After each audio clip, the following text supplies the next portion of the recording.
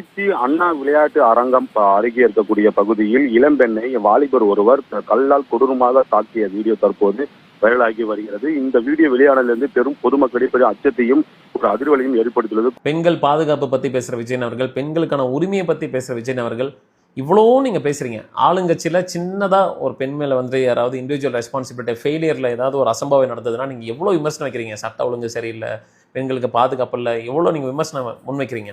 இப்போ பட்ட பகல்ல போலீஸ் ஸ்டேஷன் பக்கத்துல ஒரு நபர், காலேஜ் படிக்கிற ஒரு பையன் தான் நினைக்கிறேன், ஒரு பெண்ணை கொடூரமான முறையில் வந்து தாக்குறான், கல்லால் அடிக்கிறான். அதை ஒருத்தர் வீடியோ எடுக்கிறாங்க தடுக்காம. அதுவே மிகப்பெரிய ஒரு அஃபென்ஸ் தான். அதை வன்மையாக கண்டிக்கணும் ஆக்சுவலாக.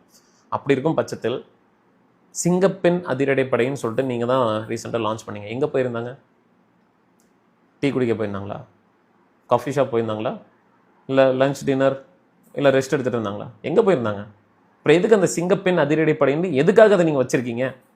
நீங்கள் வார்த்தைக்கு வார்த்தை நீங்கள் சொன்னீங்களே, காவல்துறை சரியில்லை, சட்ட ஒழுங்கு சரியில்லை, பெண்கள் பாதுகாப்பு இல்லை, ஒரு மனதாக வந்து முதலமைச்சர் அவர்கள் ராஜினாமா செய்யணும் அப்படின்னு வந்து நீங்கள் சொன்னீங்களே. இப்போ நீங்கள் ராஜினாமா பண்ணிடுவீங்களா? சரி, 6 மாதம் கால அவகாசம்.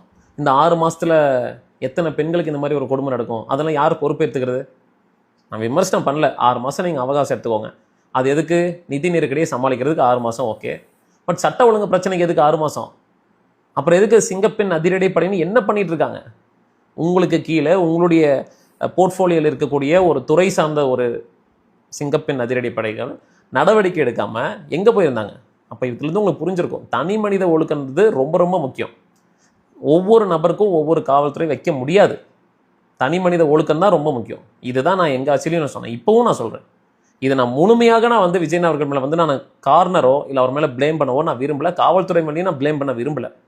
தனி மனித ஒழுக்கன்றது ரொம்ப முக்கியம். அதை கடைப்பிடிக்கணும். அதுக்கான அவேர்னஸை நீங்கள் கிரியேட் பண்ணுங்க. அந்த பெண்ணுக்கு என்ன, பெண்களுக்கு என்ன ஒரு பாதுகாப்பு தரணுன்றது ஒரு அவேர்னஸ் கிரியேட் பண்ண வேண்டியது உங்களுடைய தார்மீக பொறுப்பு, உங்க கடமை. இதுவும் எப்படி திமுக குறை சொல்லியே பழகிட்டீங்களே, அதே மாதிரி திருப்பவும் திமுக குறை சொல்லிட்டே இருப்பீங்களா?